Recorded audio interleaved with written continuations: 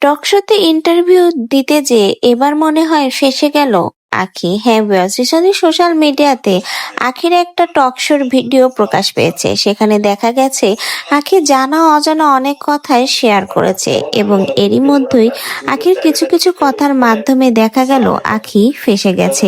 আখি নাকি কোনো কিছুই নিজের ইচ্ছায় করেনি, সবকিছুই নাকি আহাত তিশা তাকে ম্যানিপুলেট করেই করিয়েছে। এমনকি বাচ্চাটাও নাকি সে নিজের ইচ্ছায় নেয়নি। আর এ সকল কথা বলেই শেষমেশ দেখা গেল আখি নিজের কথার জালে নিজেই ফেঁসে যাচ্ছে।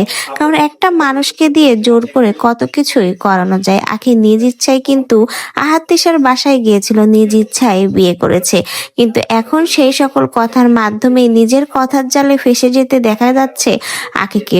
টকশোতে বিভিন্ন প্রশ্নের মাঝেই কিন্তু আখির এই সত্যতা বেরিয়ে আসে।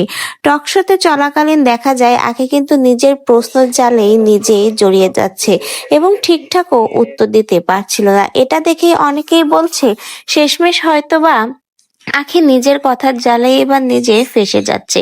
নিজের ইচ্ছায় বিয়ে করেনি, নিজের ইচ্ছায় বাচ্চাও নেয়নি। সবকিছুকে একটা মানুষকে দিয়ে কখনো জোর করে করানো যায়? এমনকি অনেকে তো বলছে সে নাকি ভাইরাল হওয়ার জন্যই এমন করেছে। তো ভিউয়ার্স, এমনই মন্তব্য এবার সোশ্যাল মিডিয়াতে যে আখির মুখ থেকে শোনার পরে বিভিন্নভাবেই শোনা যাচ্ছে।